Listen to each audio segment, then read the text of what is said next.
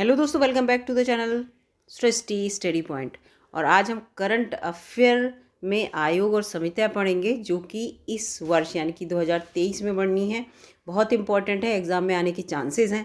कथन और कारक के रूप में इसका क्वेश्चन बन सकता है। और ये जो हमने लिया है वो घटनासार की बुक से लिया है, अपने थंबनेल में देख ही लिया होगा। घटनासार करंट वार्षिकी 2023 इसका पूरा नाम है। इसमें आयोग समितियां, बहुत छोटी वीडियो होने वाली है दोस्तों, वीडियो में बने रहिएगा दोस्तों, बहुत इंपॉर्टेंट वीडियो है। तो पहला जो हम देख लेते हैं समिति बनी है वो कौन सी है, देरी बिल्कुल नहीं करनी है। पहली है टीबी सोमनाथन समिति। टीबी सोमनाथन समिति केंद्र सरकार ने नेशनल पेंशन प्रणाली एनपीएस जो चल रहा है आजकल, जो जॉब में है गवर्नमेंट जॉब में, तो पुरानी पेंशन योजना की जगह एनपीएस चल रहा है इस समय, तो उसकी समीक्षा के लिए 6 अप्रैल 2023 को वित्त सचिव टीबी सोमनाथ की अध्यक्षता में एक समिति का गठन किया है। इस समिति के सदस्यों में कार्मिक सचिव, विशेष सचिव कार्मिक, व्यय विभाग और pension fund regulatory and development authority के अध्यक्ष शामिल हैं। समिति के कार्यों में सरकारी कर्मचारियों के लिए एनपीएस, मैंने आपको बताई था कि वर्तमान ढांचे को किस तरह बदलाव की आवश्यकता है, इस पर सुझाव देना है। यानी कि टीबी सोमनाथन समिति एनपीएस को अपडेट करने के संबंध में है। इसको बस एक लाइन में याद कर लीजिए इस तरह से। दूसरी है हिंडनबर्ग मामले की जांच हेतु समिति बनी है। 2 मार्च 2023 को अडानी हिंडनबर्ग विवाद के बाद शेयर बाजार में विभिन्न नियामकीय पहलुओं के साथ अडानी समूह की कंपनियों की जांच के लिए एक समिति का गठन किया गया है। ठीक है, किसने किया है? उच्चतम न्यायालय ने, माननीय उच्चतम न्यायालय ने। ठीक है, अब इसमें कौन कौन शामिल है ये लिखा है। 6 सदस्यीय समिति है, इसको याद रखिएगा। ठीक है, कौन सी समिति है? हिंडनबर्ग मामले की जांच के लिए। ठीक है, जिसे 2 माह में अपनी रिपोर्ट प्रस्तुत करनी है। अध्यक्षता सुप्रीम कोर्ट के पूर्व न्यायाधीश अभय एम सप्रे करेंगे, इसको ध्यान रखिएगा। समिति में जो सदस्य हैं वो जस्टिस जेपी देवधर, केवी कामत, अग्री वेंकर और नंदन नीलकेणी, इन्फोसिस के सह संस्थापक, ओपी भट्ट, पूर्व अध्यक्ष एसबीआई, और सोमशेखर सुंदरेशन, वरिष्ठ वकील शामिल हैं। इसको याद रखिएगा, 6 सदस्यीय, इसको याद रखिएगा। अगली है रामकृष्णन समिति, बहुत इंपॉर्टेंट दोस्तों। भारत सरकार ने 4 नवंबर 2022 को, ठीक है, डॉक्टर के राधाकृष्णन की अध्यक्षता में, ये राधाकृष्णन है दोस्तों, माफ़ कीजिएगा, के राधाकृष्णन की अध्यक्षता में उच्च शिक्षण संस्थानों के मूल्यांकन और प्रत्यायन को मजबूत करने के लिए 4 सदस्यीय उच्च स्तरीय समिति का गठन किया है। ठीक है, ये उच्च शिक्षण संस्थानों के मूल्यांकन और प्रत्यायन को मजबूती देने के लिए है। 4 सदस्यीय उच्च स्तरीय समिति उच्च शिक्षण संस्थानों के लिए मूल्यांकन प्रत्यायन की प्रक्रियाओं को मजबूत करने के लिए सरकार को उपायों का सुझाव देगी कि क्या क्या इसके उपाय करने चाहिए। और शिक्षा नीति, जो नई शिक्षा नीति है, राष्ट्रीय शिक्षा नीति जिसे हम कहते हैं एनईपी, नेशनल एजुकेशन पॉलिसी या न्यू एजुकेशन पॉलिसी, 2020 में परिकल्पित राष्ट्रीय प्रत्यायन परिषद के लिए एक रोड मैप तैयार करेगी। ठीक है, समीक्षी जो समिति है इसके अध्यक्ष कौन होंगे? डॉक्टर के राधाकृष्णन होंगे। और ठीक है, अध्यक्ष, और जो अध्यक्ष हैं board of governors IIT Kanpur के, और अध्यक्ष आईआईटी परिषद की स्थायी समिति है। ठीक है, याद रखिएगा। और आयोग के जो सदस्य इसमें हैं वो कौन है? प्रोफेसर मृदुल हजारिका, कुलपति हैं महापुरुष श्रीमंत शंकरदेव विश्वविद्यालय असम के। प्रोफेसर भरत भास्कर प्रोफेसर हैं आईआईएम लखनऊ। संयुक्त सचिव उच्च शिक्षा विभाग और शिक्षा मंत्रालय भारत सरकार, ये सब इसमें शामिल होंगे। 4 सदस्यीय समिति है, डॉक्टर राधाकृष्णन समिति, और ये उच्च शिक्षा के मूल्यांकन के लिए है, याद रखिएगा। इसमें पूरा गुणवत्ता का आसवन और उच्च शिक्षा संस्थानों के कामकाज और इन सब से संबंधित है। एक और समिति है इसमें, ये देख लीजिए, अधिग्रहण नियमों की समीक्षा के लिए समिति का गठन किया गया है। सेबी ने अधिग्रहण नियमों की समीक्षा के लिए हाल ही में एक उच्च स्तरीय समिति का गठन किया है। इस पहल का उद्देश्य उचित वैश्विक व्यवहार को अपनाकर वर्तमान नियमों को सरल और मजबूत बनाना है। ठीक है, जो विश्व स्तरीय व्यवहार हैं अधिग्रहण से संबंधित, उनको अपनाकर हमारे जो नियम हो वो सरल और मजबूत बने। ठीक है, ये इसमें दिया हुआ है। इसमें कितने सदस्य हैं? इसमें 20 सदस्य हैं इस समिति में, और अध्यक्षता जो है पंजाब और हरियाणा हाई कोर्ट के पूर्व मुख्य न्यायाधीश एस.जे. वसीफादार करेंगे। समिति में सेबी और शेयर बाजार BSI और NSE के साथ ही विधि फर्मों के प्रतिनिधि शामिल हैं। समिति नियामक को शेयरों के अधिग्रहण, कारोबारी सुगमता के से संबंधित मामले संबंधित है। ठीक है, याद रखिएगा, ये शेयर बाजार वगैरह से संबंधित है। सेबी आप जानते ही होंगे, तो ये इम्पॉर्टेंट है दोस्तों, इसको ध्यान रखिएगा। अगला है, सेबी ने सलाहकार समिति का पुनर्गठन किया।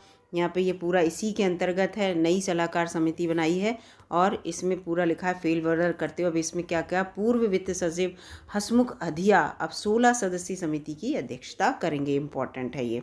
ठीक है, और ये किनकी, ये यहाँ पे लिखा है, पहले इस समिति की अध्यक्षता भारत सरकार के पूर्व आर्थिक सलाहकार KV सुब्रमण्यम कर रहे थे, इसको याद रखना। अगला है KG बालकृष्णन समिति। अभी इससे पहले राधा कृष्णन समिति थी, वो उच्च शिक्षा से संबंधित थी। यह है KG बालकृष्णन समिति। तो धर्मांतरण कर चुके दलितों को अनुसूचित जाति का दर्जा प्रदान करने के मुद्दे पर अध्ययन करने के लिए एक आयोग का गठन सरकार ने अक्टूबर 2022 में किया है। ठीक है, दलितों को अनुसूचित जाति का दर्जा, ठीक है, धर्मांतरण कर चुके जो लोग, जिन्होंने अपना धर्म परिवर्तन कर लिया, उनके बारे में। तो ये के बालकृष्णन समिति बनी है, याद रखना।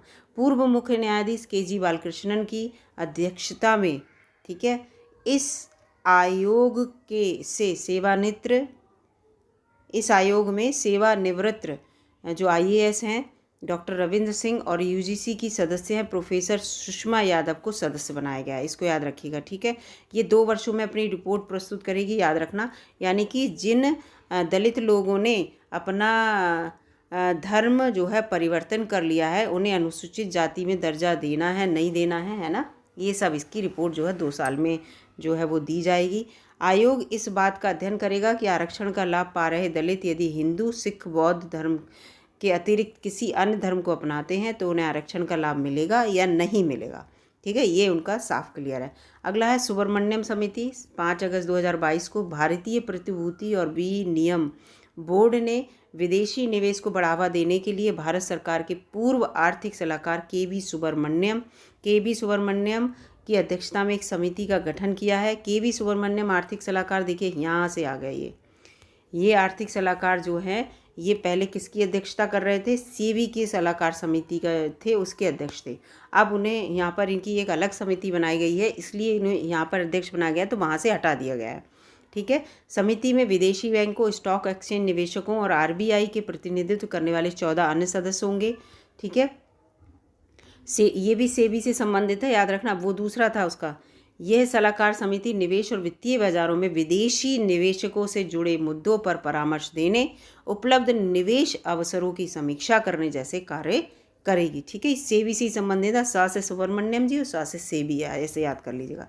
द्वितीय इस्पात पर सलाहकार समिति, यानी कि इस्पात पर जो द्वितीयक इस्पात है दोस्तों, द्वितीयक इस्पात पर सलाहकार समिति बन रही है। 21 जुलाई 2022 को केंद्रीय इस्पात मंत्री ज्योतिरादित्य सिंधिया जी की अध्यक्षता में द्वितीयक इस्पात पर सलाहकार समिति का गठन किया गया, क्योंकि देश में द्वितीयक इस्पात के उत्पादन पर निरंतर कमी हो रही है।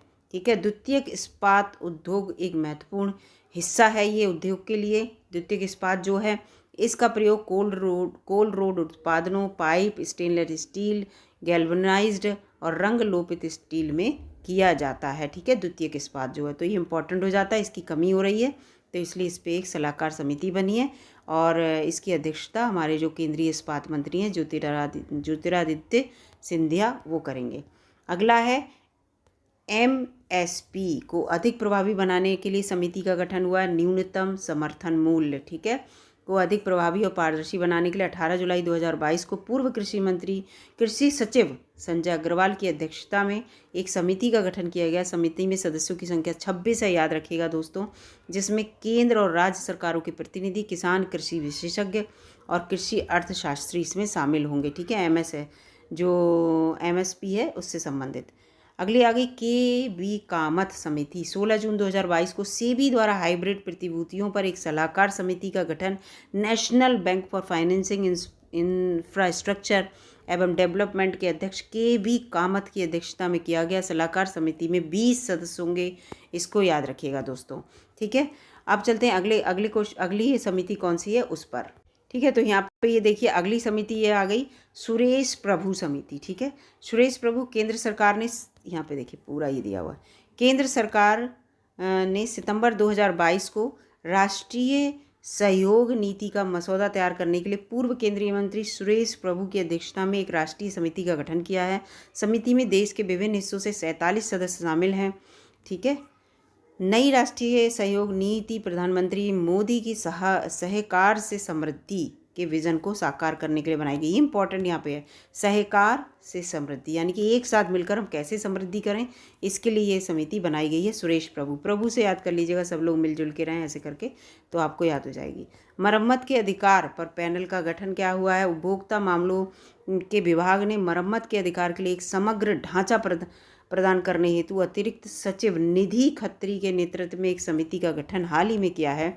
समिति के सदस्यों में अनुपम मिश्रा संयुक्त सचिव DOCA, न्यायमूर्ति परमजीत सिंह धालीवाल, GS वाजपेयी चांसलर, राजीव गांधी राष्ट्रीय विश्वविद्यालय पटियाला, अशोक पाटिल उपभोक्ता कानून व व्यवहार के अध्यक्ष तथा ICEA सियाम उपभोक्ता कार्यकर्ता और उपभोक्ता जैसे हितकारों के सदस्य समूह शामिल हैं। ठीक है, इतनी समितियां थी जो लेटेस्ट बनी है। इसके बाद ये अगले इनका वो आ गया, अगला जो घटनासार का पॉइंट था ये आ गया है। तो कैसी लगी है ज़रूर बताइएगा, अच्छी लगी हो तो लाइक कीजिएगा, चैनल पर नए हो तो सब्सक्राइब करके जाइएगा। इसी प्रकार की वीडियो मैं चैनल पर अपलोड करती रहूँगी। और वीडियो देखने के लिए धन्यवाद दोस्तों।